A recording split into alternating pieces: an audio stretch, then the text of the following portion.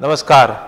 स्वतंत्र भारत के इतिहास में इनडायरेक्ट टैक्सेस में होने वाले सबसे बड़े बदलाव के बारे में आज हम जानने का प्रयत्न करेंगे, जिसे नाम दिया गया है गुड्स एंड सर्विस टैक्स। इसकी शुरुआत आज से 17 साल पहले हमारे तत्कालीन प्रधानमंत्री श्री अटल बिहारी वाजपेयी जी के समय में हुई थी और उसको अमली जामा पहनाने का काम नरेंद्र मोदी जी के समय में हुआ है।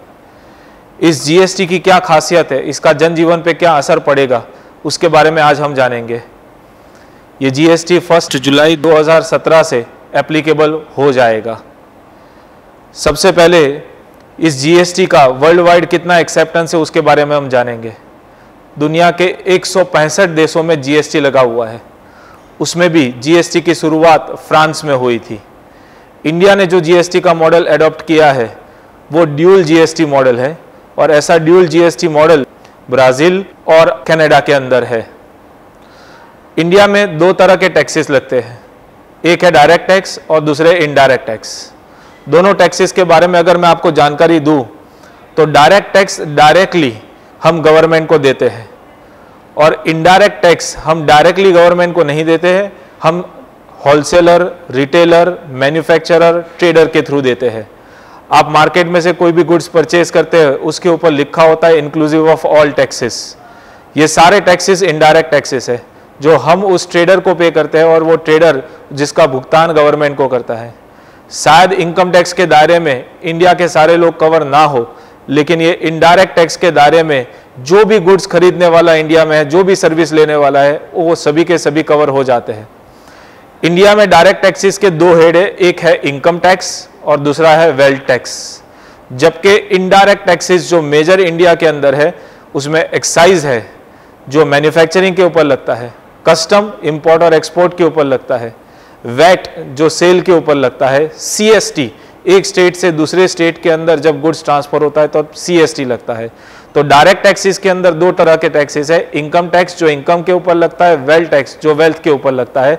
जबकि इनडायरेक्ट टैक्सेस के अंदर सर्विस टैक्स जो सर्विस लेने वाले को भुगतान करना पड़ता है, एक्साइज ड्यूटी जो मैन्युफैक्चरर होता है वो पे करता है, वैट बेचने वाला पे करता है और एट दी एंड सीएसटी जब एक स्टेट से दूसरे स्टेट्स के अंदर गुड्स ट्रांसफर होते हैं तब पे किया जाता है। इनडायरेक्ट टैक्सेस सेंट्रल गवर्नमेंट भी लगाती है और स्टेट गवर्नमेंट भी लगाती है। सेंट्रल गवर्नमेंट के जो इनडायरेक्ट टैक्सेस है उसके अंदर आता है एक्साइज ड्यूटी जो मैन्युफैक्चरिंग के ऊपर लगता है, सर्विस टैक्स जो सर्विसेज के ऊपर लगता है, कस्टम ड्यूटी जब गुड्स इंपोर्ट होता है, एक्सपोर्ट होता है तब लगता है, और सेंट्रल सेल्स टैक्स जब एक स्टेट से दूसरे स्टेट्स के अंदर जब गुड्स का ट्रांसफर होता है। जबकि स्टेट गवर्नमेंट जो इनडायरेक्ट टैक्स लेवी करती है उसके अंदर मेजॉरिटी वैट का प्रावधान है। वैट यानी वैल्यू एडेड टैक्स जो गुड्स बेचने के ऊपर लगाया जाता है, प्लस कई स्टेट के अंदर ऑक्ट्रॉय प्लस एंट्री टैक्स भी है और एंटरटेनमेंट टैक्स भी लगाया जाता है। इस जीएसटी को अच्छी तरह से समझने के लिए ये जानना बहुत ज़रूरी है कि ये जीएसटी एक कॉन्स्टिट्यूशन अमेंडमेंट बिल है। हमारे संविधान के अंदर संशोधन किया गया और ये 122वां संशोधन है। इस कॉन्स्टिट्यूशन अमेंडमेंट बिल के अंदर हमने लोकसभा में पास करना पड़ा, राज्यसभा में पास करना पड़ा और भारतवर्ष के 50% राज्य यानी कि 15 राज्यों की स्वीकृति लेनी पड़ी। इस जीएसटी के बारे में खास करके ऑपोजिशन की 4 डिमांड थी, जिसमें से नरेंद्र मोदी गवर्नमेंट ने 3 डिमांड को स्वीकार किया है। उनकी पहली डिमांड थी कि जब कभी भी जीएसटी लगे और किसी भी स्टेट्स को कोई नुकसान होता है, उनको रेवेन्यू लॉस होता है, तो उस लॉस को 5 साल तक भुगतान किया जाना चाहिए, जिसकी स्वीकृति हुई और इसमें ऐसा प्रावधान है कि ये 5 साल से ज़्यादा समय तक भी खींच सकते हैं। दूसरी उनकी डिमांड ऐसी थी कि जो भी एक स्टेट से दूसरे स्टेट्स के ऊपर गुड्स ट्रांसफर होते थे उसमें ओरिजिनल जीएसटी बिल में लिखा गया था 1% एक्स्ट्रा टैक्स लगेगा, जिसके ऊपर ऑपोजिशन का विरोध था, जिसे भी निकाल दिया गया है। तीसरा ऑपोजिशन की डिमांड थी कि एक डिस्प्यूट मैकेनिज्म सिस्टम होनी चाहिए जिसके अंदर state to state dispute, central और स्टेट के बीच में जो डिस्प्यूट हो वो सारे के सारे डिस्प्यूट सॉल्व हो सके, उसे भी स्वीकृत किया गया। लेकिन उनकी जो चौथी डिमांड थी उसे स्वीकार नहीं किया गया। इस चौथी डिमांड के अंदर ये कॉन्स्टिट्यूशन बिल के अंदर वो चाहते थे कि जीएसटी के टैक्स रेट फिक्स हो जाए। अगर ये टैक्स रेट कॉन्स्टिट्यूशन के अंदर फिक्स हो जाते हैं, अगर इस टैक्स रेट को अगर बाद में बदलना है तो फिर से वही प्रक्रिया करनी पड़े, लोकसभा, राज्यसभा, 50% स्टेट की स्वीकृति, और यह बहुत ही लंबी प्रक्रिया हो जाती। इसीलिए एक सिर्फ मैक्सिमम कैप रखा गया है 40% का, यानी कॉन्स्टिट्यूशन के अंदर बताया गया है कि जीएसटी 40% मैक्सिमम लगाया जा सकता है। अदरवाइज जो भी गवर्नमेंट होगी इस जीएसटी के रेट को बदलाव कर सकती है। इस जीएसटी के मेन फीचर्स क्या हैं, उससे फायदा क्या होगा, जनजीवन पे उसकी असर क्या होगी, अब हम ये जानेंगे। जीएसटी एक इनडायरेक्ट टैक्स है और वो भारतवर्ष में लगने वाले सभी indirect taxes except custom duty को निकाल देगा। अब पूरे भारतवर्ष के अंदर एक ही इनडायरेक्ट टैक्स लगेगा और वो है जीएसटी। लेकिन जो गुड्स आज इंपोर्ट हो रहे हैं, एक्सपोर्ट हो रहे हैं, उसके ऊपर कस्टम ड्यूटी लगती है, वो बरकरार रहेगी। ये ओरिजिन बेस्ड टैक्सेशन से डेस्टिनेशन बेस्ड टैक्सेशन के ऊपर ट्रांसफर ले रहे हैं। आज की तारीख के अंदर अगर कोई गुड्स गुजरात में बनता था और उसका सेल उत्तर प्रदेश में होता था, तो गुड्स गुजरात में बनता था तो उसके ऊपर एक्साइज ड्यूटी लगती थी और वो रेवेन्यू स्टेट गवर्नमेंट यानी गुजरात स्टेट गवर्नमेंट के खाते में जाती थी। लेकिन अब ये कंजम्पशन बेस्ड ट्रांसफर हो रहा है, यानी कि अगर गुड्स गुजरात के अंदर बना है और उसका कंजम्पशन उत्तर प्रदेश में हो रहा है तो उसकी टैक्स रेवेन्यू यानी जीएसटी की टैक्स रेवेन्यू उत्तर प्रदेश के खाते में जाएगी। इस जीएसटी के क्या लाभ हो सकते हैं उसके बारे में हम जानेंगे। गुड्स की कीमतें कम होने के पूरे चांसेस है। आज ऐसा माना जाता है कि लगभग 80% गुड्स पे 12.5% एक्साइज ड्यूटी लगती है, लगभग 55% गुड्स पे 14.5% वैट लगता है। यानी देखने जाए तो करीबन 70% गुड्स पे 27% एक्साइज और वैट होता है, प्लस उसके ऊपर entry tax, luxury tax, octroi सब कुछ मिला के 30% तक पहुंचने के चांसेस है। लेकिन जीएसटी आने के बाद ये रेट, ये दर कम रहने के चांसेस है। जीएसटी के अंदर सबसे ज्यादा टैक्स रेट 28% बताया गया है। इसके कारण गुड्स कंपैरेटिवली चीपर और सामान्य लोगों के पॉकेट के ऊपर कम प्रेशर रहेगा। इनपुट टैक्स क्रेडिट बेनिफिट, ये बहुत ही महत्व का मुद्दा है व्यापारियों के लिए। आज अगर कोई बंदा गुजरात के अंदर गुड्स परचेज करता है 100 रुपए का, उसके ऊपर 10 रुपए का टैक्स भरता है, उसी के ऊपर वो फर्दर प्रोसेसिंग करके 150 रुपए में गुड्स बेचता है। जब 150 रुपए में बेचता है, हम माने 10% टैक्स रेट है तो 15 रुपए का टैक्स लगेगा, तो उसके सामने उसे 10 रुपए की क्रेडिट मिलती थी, 5 रुपए ही उसे एक्स्ट्रा भरने पड़ते थे। उसी तरह से अगर किसी बंदे ने गुड्स परचेज किया है महाराष्ट्र से और 100 रुपए के गुड्स के ऊपर 10 रुपए की अगर उसने ड्यूटी पे की है, अब इस गुड्स के ऊपर फर्दर प्रोसेस करने के बाद उसे अगर वो 150 रुपए में बेचता है तो 15 रुपए के टैक्स जो भरने पड़ते थे उसके ऊपर 10 रुपए की क्रेडिट एग्जिस्टिंग सिस्टम में नहीं मिलती थी, क्योंकि जो 10 रुपए थे वो महाराष्ट्र गवर्नमेंट के पॉकेट में गए थे और ये 15 रुपए जो है वो गुजरात गवर्नमेंट के पॉकेट में जाने वाले थे, इसलिए उसकी क्रेडिट नहीं मिलती थी। लेकिन जीएसटी के अंदर आप एक ही स्टेट से गुड्स परचेज करें या बाहर से गुड्स परचेज करें, आपको इनपुट टैक्स क्रेडिट बेनिफिट मिलेगा, जिसके कारण टैक्स का बर्डन अल्टीमेट कंज्यूमर के ऊपर कम रहेगा। Removal of tax on tax, ये भी बहुत इंपॉर्टेंट मुद्दा है। ऐसा बोला जाता है कि कोई भी गुड्स 100 रुपए के है, उसके ऊपर 10 रुपए का एक्साइज ड्यूटी लगता है, ये 110 रुपए का बनता है। जब भी गुड्स मैन्युफैक्चर होगा 10 रुपए की एक्साइज ड्यूटी लगेगी, 110 रुपए का बनेगा। 110 रुपए के गुड्स के ऊपर वैट लगता था, यानी कि उसके ऊपर 11 रुपए का वैट भरा जाता था, यानी कि यहाँ पे टैक्स के ऊपर टैक्स लगता था, क्योंकि 100 रुपए जो ओरिजिनल कॉस्ट थी उसके ऊपर लगना चाहिए था टैक्स और एक्साइज और वैट, जबकि वैट जो लगा है वो लगा है 110 रुपए के अंदर, और 10 रुपए का जो पोर्शन था वो एक्साइज का पोर्शन था। जबकि जीएसटी के अंदर 20 रुपए का टैक्स रेट है, तो 100 रुपए के गुड्स के ऊपर 120 रुपए लगेंगे, यानी कि आज हम अपने पॉकेट में से 21 रुपए भरते हैं टैक्स के तौर पे, उसके सामने सिर्फ 20 रुपए भरे जाएंगे। Increase in GDP likely by 2%. This is what being said by our finance minister के GST आने से इस देश के अंदर GDP का रेट 1 से 2% तक की बढ़ोतरी हो सकती है। ऐसा माना जाता है कि 7.5% के आसपास हमारा GDP है और हम चाइना के GDP के साथ कंपटीशन कर रहे हैं। इस GST के आने के बाद शायद 2% की बढ़ोतरी और हम 9.5% तक पहुंच सकते हैं।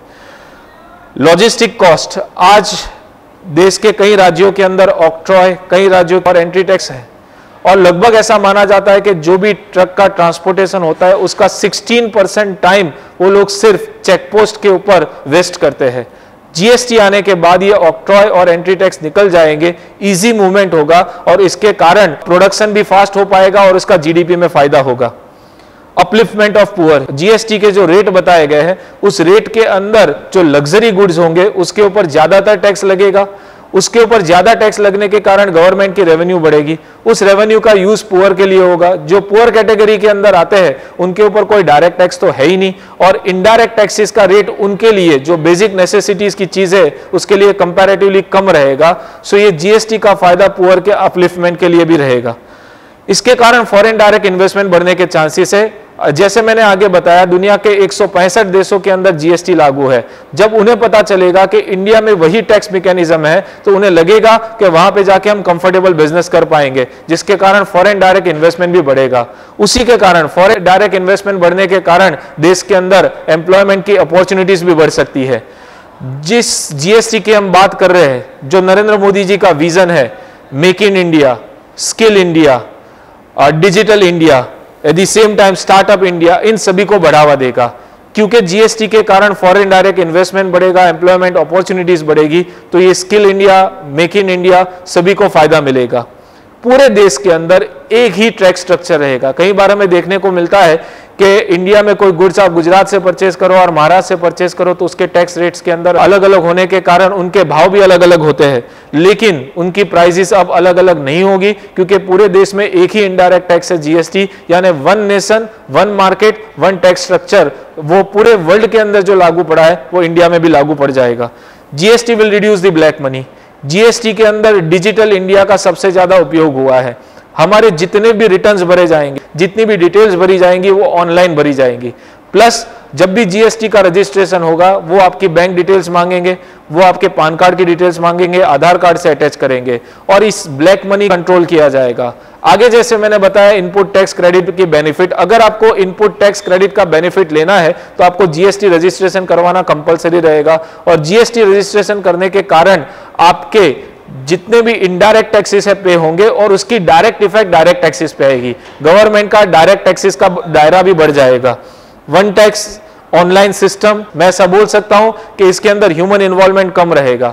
आप जो भी फॉर्म भरोगे वो ऑनलाइन भरोगे, आपका असेसमेंट भी जो होगा वो ऑनलाइन होगा, जिसके कारण ह्यूमन इन्वॉल्वमेंट कम होगा और ह्यूमन इन्वॉल्वमेंट कम होने के कारण यहां पे करप्शन का लेवल कम होने के पूरे चांसेस है। कॉमन पोर्टल जीएसटी का बनाया हुआ है गवर्नमेंट ने, जिसे जीएसटी नेटवर्क नाम दिया गया है। एक गवर्नमेंट की कंपनी है जो सेंट्रल और स्टेट गवर्नमेंट के साथ बनी हुई है और ये जीएसटीएन ने पूरे इंडिया के अंदर जीएसटी के ऑनलाइन नेटवर्क क्रिएट किया है, जिसके अंदर इन्फोसिस कंपनी की भी सहायता ली गई है।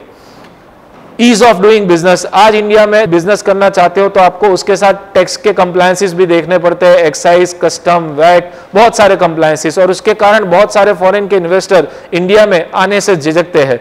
लेकिन जब जीएसटी लागू पड़ने के कारण, एक ही टैक्स स्ट्रक्चर होने के कारण आज इंडिया का पूरे वर्ल्ड के अंदर ईज ऑफ डूइंग बिजनेस में 138 नंबर है आउट ऑफ 189। ऐसा लगता है कि जीएसटी का इंप्लीमेंटेशन होने के बाद 10% तक की बढ़ोतरी हो सकती है, यानी 10 पायदान हम नीचे जा सकते हैं because of GST. Less compliances, आज वेट के अंदर आपका रजिस्ट्रेशन है, सर्विस टैक्स के अंदर रजिस्ट्रेशन है, एक्साइज के अंदर रजिस्ट्रेशन है, हर एक के रिटर्न भरने पड़ते हैं, हर एक के चलन भरने पड़ते हैं, हर एक के अलग अलग टैक्सेस के फॉर्म है, वो सारे फॉर्म्स आपको याद रखने पड़ते हैं। जबकि जीएसटी के अंदर एक ही टैक्स स्ट्रक्चर होने के कारण कंप्लायंसेस भी कम हो जाएंगे और जो भी बिजनेसमैन होंगे वो अपने बिजनेस के ऊपर फोकस कर पाएगा। कुछ चीजें जीएसटी के दायरे से बाहर रखी गई है, जैसे कि कस्टम लगता है जो गुड्स इंडिया में इंपोर्ट होता है उसे जीएसटी के दायरे से बाहर रखा गया है। प्लस पेट्रोलियम प्रोडक्ट्स और अल्कोहल, इसके ऊपर भी जीएसटी नहीं लगेगा। इन सभी के ऊपर अभी जो एग्जिस्टिंग सिस्टम है वही की वही सिस्टम चलेगी। जीएसटी के लाइकली रेट्स 0% से लेकर 28% तक है। 0%, 5%, 12%, 18% और 28%। लगभग कोई भी गुड्स होगा, कोई भी सर्विसेज होंगे, वो इसी टैक्स रेट के स्लैब के अंदर कवर किए जाएंगे। एप्लीकेबिलिटी ऑफ जीएसटी के अंदर हमारे यहाँ पे ड्यूअल जीएसटी मॉड्यूल है, जैसे मैंने आपको आगे बताया यही ड्यूअल जीएसटी मॉडल कनाडा के अंदर और ब्राजील के अंदर स्वीकृत है। इसमें एक सीजीएसटी लगेगा। सीजीएसटी का मतलब है सेंट्रल जीएसटी।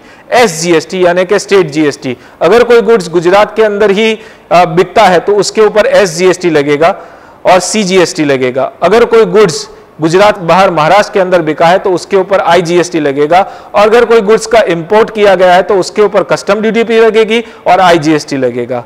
इस जीएसटी के इनवॉइसेस कैसे रह सकते हैं वो भी आप स्क्रीन के ऊपर देख सकते हो। 100 रुपए का गुड्स गुजरात के अंदर बिका है, 100 रुपए का गुड्स जो गुजरात के अंदर बिका है, ऐसा मान ले कि उसके ऊपर 20% का टैक्स रेट है, तो 10% CGST रहेगा, 10% SGST रहेगा। जैसे गुड्स के अंदर है वैसे ही सर्विसेज के लिए है। आज गुड्स और सर्विसेज के लिए अलग अलग दायरे हैं। गुड्स के ऊपर एक्साइज ड्यूटी और वैट लगता है, उसके अलग अलग रेट है। सर्विस के लिए सर्विस टैक्स लगता है, जबकि जीएसटी के अंदर दोनों के रेट सेम रहेंगे। कोई सर्विसेज अगर गुजरात के अंदर प्रोवाइड की गई है तो अगर उसका रेट 20% है तो CGST 10% रहेगा, SGST 10% रहेगा। मानो कोई गुड्स गुजरात के बाहर महाराष्ट्र में बेचा गया है तो उसके ऊपर सिर्फ IGST लगेगा और वो 20% होगा। ये IGST का जो शेयर होगा वो सेंट्रल और स्टेट के बीच में डिस्ट्रीब्यूट होगा। उसी तरह से कोई सर्विसेज गुजरात वाले ने महाराष्ट्र के अंदर दी है तो उसके ऊपर भी IGST लगेगा और उसकी भी जो रेवेन्यू होगी वो सेंट्रल और स्टेट के बीच में डिस्ट्रीब्यूट होगी। जीएसटी के रिटर्न ज्यादातर 4 रिटर्न आपको याद रखने पड़ेंगे: GSTR1, GSTR2, GSTR3 and GSTR8। GSTR1 जो आउटपुट सप्लाईज के लिए है और वो हर महीने खत्म होने के बाद आने वाले महीने के 10 तारीख तक आपको भरना होगा, ऑनलाइन ही भरना है। GSTR2 इनपुट सप्लाईज रिसीव्ड के लिए है जो नेक्स्ट मंथ के अंदर 15 तारीख तक आपको भरना होगा। GSTR3 जो मंथली रिटर्न है वो नेक्स्ट मंथ की 20 तारीख तक भरना रहेगा, और GSTR8 जो एनुअल रिटर्न है साल खत्म होने तक 31 दिसंबर तक भरना होगा। ये रिटर्न्स जितने भी भरने होंगे वो सारे के सारे रिटर्न ऑनलाइन सिस्टम से भरे जाएंगे। इस स्लाइड्स के द्वारा हमने समझने का प्रयत्न किया है कि इस जीएसटी से भारतवर्ष के अंदर आने वाले समय में क्या क्या चेंजेस आ सकती है। इस वीडियो को देखने के लिए धन्यवाद। भारत माता की जय।